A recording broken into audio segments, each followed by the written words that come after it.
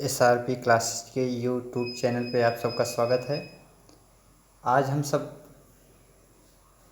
कक्षा 9 के गणित पे चर्चा करेंगे, जिसमें आपकी पहले चैप्टर की सवाल है प्रश्नावली 1.1। आप देख सकते हैं कि सवाल आपके सामने है।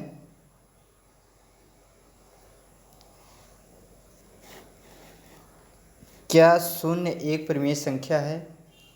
पहला सवाल है आपकी कि क्या शून्य एक परिमेय संख्या है? क्या इसे आप p बटा q के रूप में लिख सकते हैं, जहाँ p और q पूर्णांक है और q जो है आपका 0 के बराबर नहीं है। यानी जो p बटा q के रूप में हम व्यक्त करेंगे, आपका p अंश है, q हर है, जिसमें आपका हर शून्य के बराबर नहीं होना चाहिए। चलिए देखते हैं ये पहली सवाल आपकी।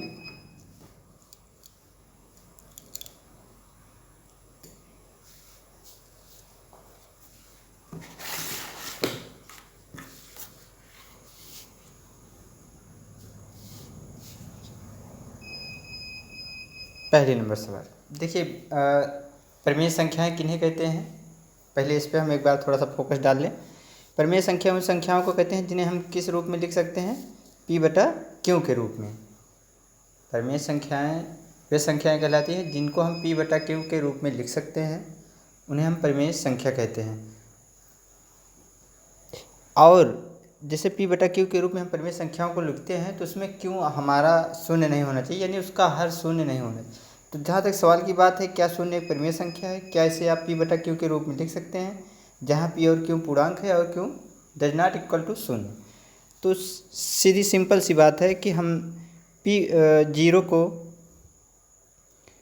को हम लिख सकते हैं 0/1, 0/5, 0/11, कुछ भी लिख सकते हैं हम। यानी 0 को हम अंश और हर के रूप में लिख सकते हैं।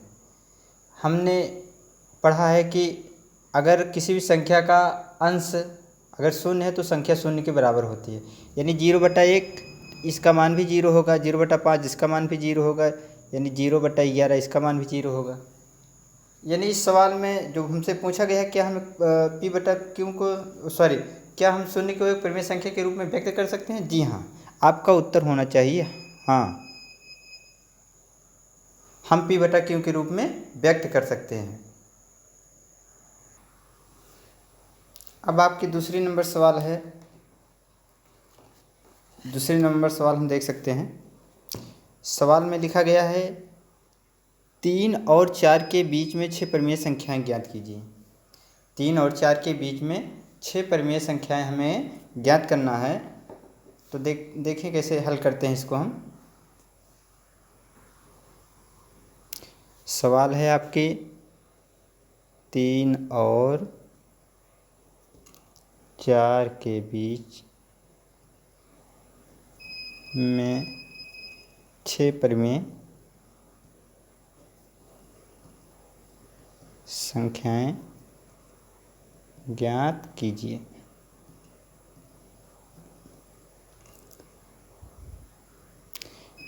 देखिए, इस सवाल में सिर्फ आपको कुछ नहीं करना है, सिर्फ ये चीज़ देखना है, अगर हमसे जितनी परिमेय संख्याएं पूछा गया है, जैसे 6 पूछा गया है तो 6 में 1 जोड़ के यानी 7, 6 में 1 जोड़ेंगे तो कितना आएगा? 7 आएगा। तो हम ये 3 और 4 जो है आपका 3 और 4 इन्हीं के बीच में हमें ज्ञात करना।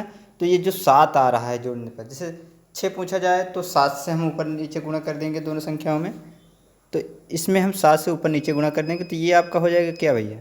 7×21/7, और इसमें भी इसी प्रकार 7 से ऊपर नीचे गुणा कर देंगे तो ये हो जाएगा आपका 28/7। हमसे जितनी परिमेय संख्याएं पूछा जाए उससे अधिक होना चाहिए। एक अधिक ले लें या 2 अधिक ले लें। जैसे 6 पूछा गया, 7 से हम ऊपर नीचे 8 से भी गुणा कर सकते हैं, 9, 10, 25, 50, चाहे जिस संख्या से गुणा कर सकते हैं। लेकिन 6 पूछा गया तो हम 6 परिमेय संख्या 6 से ऊपर नीचे गुणा नहीं करेंगे। अगर हम 6 से ऊपर नीचे गुणा करेंगे तो हमें 5 ही परिमेय संख्याएं ज्ञात होंगी। इसीलिए हम उससे अधिक एक अधिक या जितनी पूछा जाए उस संख्या और उससे कम नहीं होनी चाहिए। तो आपका क्या आ गया? आपका 3 को हमने क्या बना लिया भाई? 21/7, और आपका 1 है 28/7। आप देखेंगे कि दोनों संख्याओं का हर बराबर है 21/7 और 28/7। तो देखिएगा 21/7 और 28, 21 के बाद हम कौन सी संख्या लिख सकते हैं? 22/7 लिख सकते हैं, 23/7 लिख सकते हैं, 24/7 लिख सकते हैं, 25/7 लिख सकते हैं, 26/7 लिख सकते हैं और 27/7। हमसे पूछा गया था कि 3 और 4 के बीच में कितनी परिमेय संख्या ज्ञात करना? 6 परिमेय। तो 6 परिमेय संख्या आपकी कौन सी हो जाएंगी? 22/7, 23/7, 24/7, 25/7, 26/7, 27/7।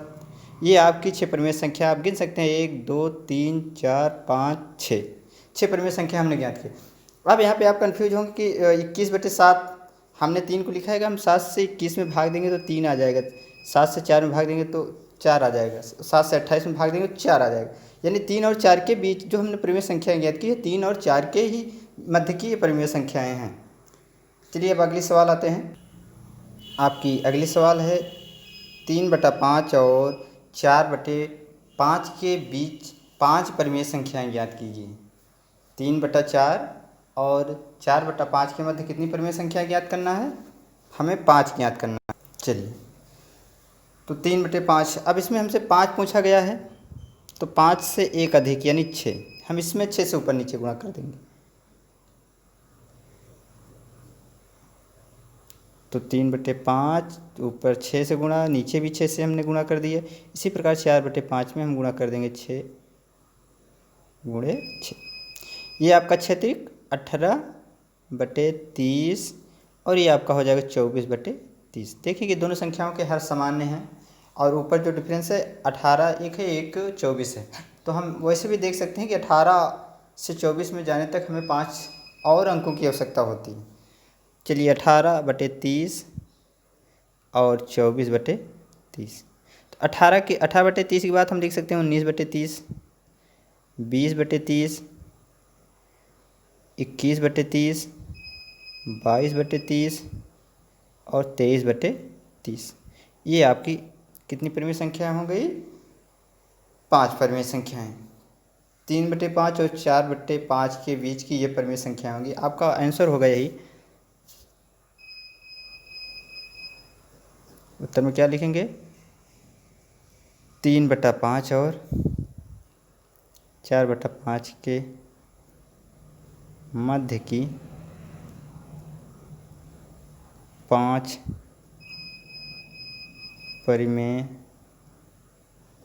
संख्याएँ। कौन कौन सी हैं भैया आपकी 5 परिमेय संख्याएँ?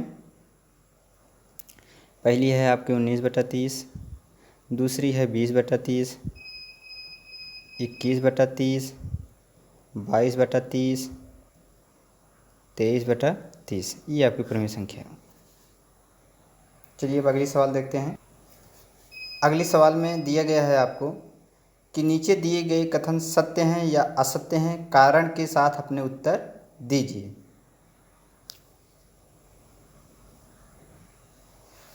आपका पहला नंबर है क्या प्रत्येक प्राकृतिक संख्या एक पूर्ण संख्या होती है? क्या प्रत्येक प्राकृतिक संख्या पूर्ण संख्या होती है? चलिए देखते हैं इसको। सबसे पहले हमें इसमें ये देखना है कि प्राकृतिक संख्या किसे कहते हैं और पूर्ण संख्या किसे कहते हैं। चलिए हम देखते हैं प्राकृतिक संख्या।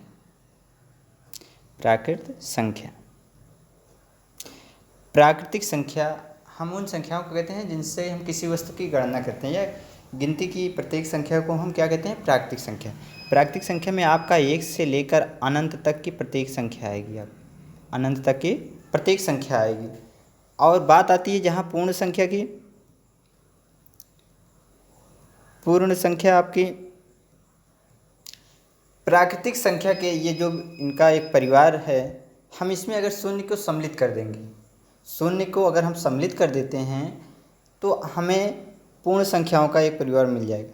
इन्हीं प्राकृतिक संख्याओं में सिर्फ शून्य को ऐड कर दीजिए, आपका जो है पूर्ण संख्याएँ प्राप्त हो जाए अनंत तक। ठीक है। तो हमसे आप देख सकते हैं कि प्रश्न में क्या कहा गया है कि प्रत्येक प्राकृतिक संख्या एक पूर्ण संख्या होती है। आप इसमें देख सकते हैं प्राकृतिक संख्या 1 से लेकर अनंत तक है, पूर्ण संख्या 0 से लेकर आपके अनंत तक है।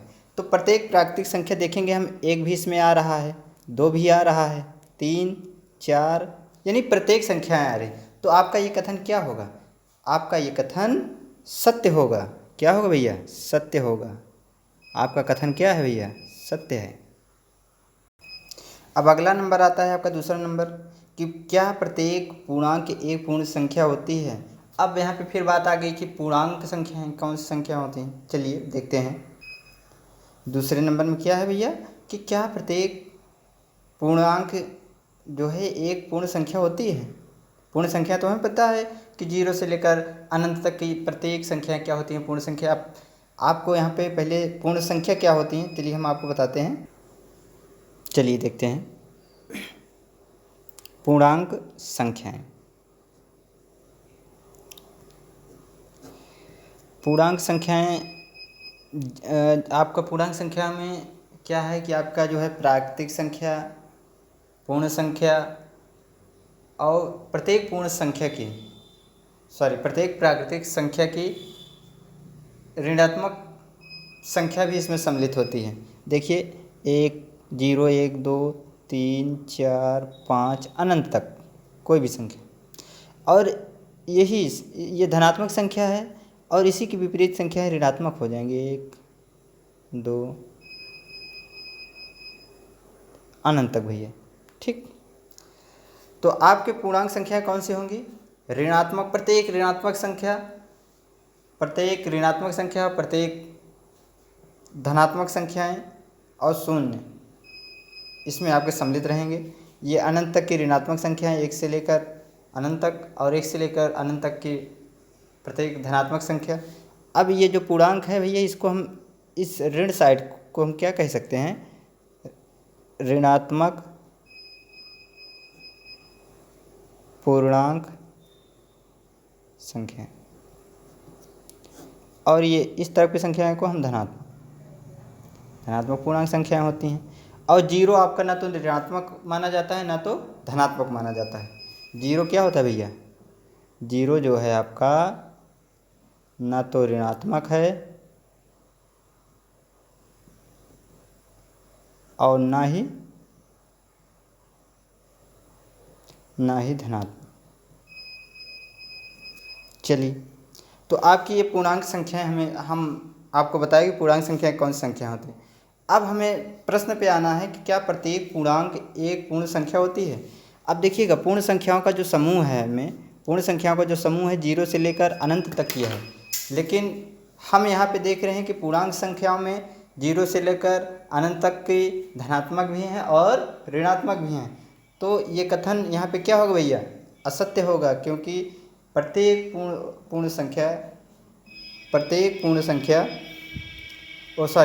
पूर्णांक एक पूर्ण संख्या है नहीं। आपका कथन क्या होगा?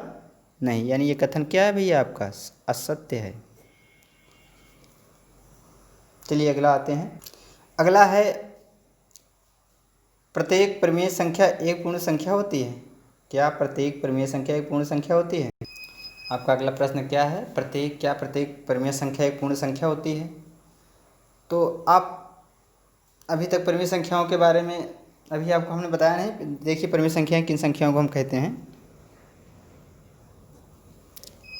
परिमेय संख्या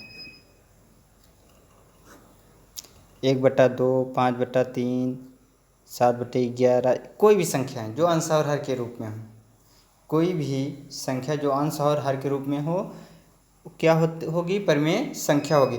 आपके परिमेय संख्या में ये अंश और हर आपका जैसे 2 लिख दिया गया, 5 लिख दिया गया, 7 लिख दिया गया या 9 लिख दिया गया, तो ये भी आपकी परिमेय संख्या है। देखिए कैसे, जैसे 2 को हम 2/1 लिख सकते हैं, 5 को 5/1 लिख सकते हैं, 9 को 9/1 लिख सकते हैं।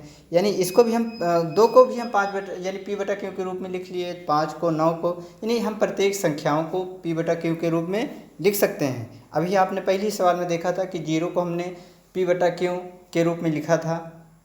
0 का हर एक करके, 2 करके, कुछ भी कोई भी संख्या करके हम उसको जो है परिमेय संख्या के रूप में व्यक्त किए थे। अब बात यहाँ पे आती है कि प्रत्येक परिमेय संख्या, क्या प्रत्येक परिमेय संख्या पूर्ण संख्या होती है? देखिए आप परिमेय संख्याएं देख रहे हैं और आप यहाँ पे देख रहे हैं पूर्ण संख्याओं को भी। पूर्ण संख्याओं में सिर्फ आपकी प्रत्येक प्राकृतिक संख्या सम्मिलित है, प्रत्येक प्राकृतिक संख्या है, बाकी कोई संख्याएं उसमें सम्मिलित नहीं है। और आपका एक शून्य जो पूर्णांक भी में भी आता है वो भी सम्मिलित है उसमें। तो क्या प्रत्येक प्राकृतिक संख्या परिमेय संख्या क्या पूर्ण संख्या में सम्मिलित है? नहीं। आप देख सकते हैं कि सम्मिलित नहीं है, अर्थात ये कथन क्या होगा भैया? असत्य होगा। क्या होगा? असत्य होगा।